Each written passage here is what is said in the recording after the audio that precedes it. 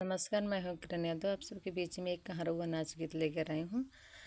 कैसे लगा comment box में ज़रूर लिख के बताना।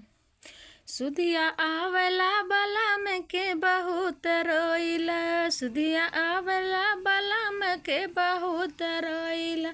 जब हम गईली बागा बगैचा, जब हम गईली बागा बगैचा, ने बुला पकड़ के बहुत रोइला, ने बुला पकड़ के बहुत रोइला।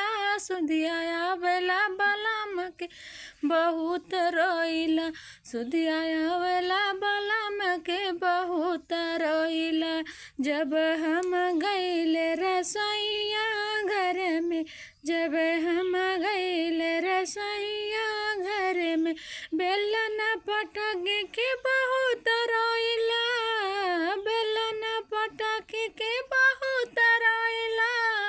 सुधिया आवेला बलम के बहुत रोइला, सुधिया आवेला बलम के बहुत रोइला।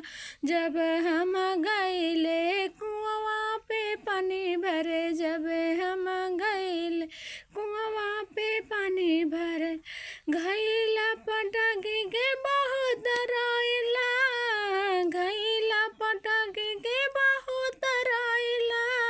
सुधिया आवेला बलम के बहुत रोइला, सुधिया आवेला बलम के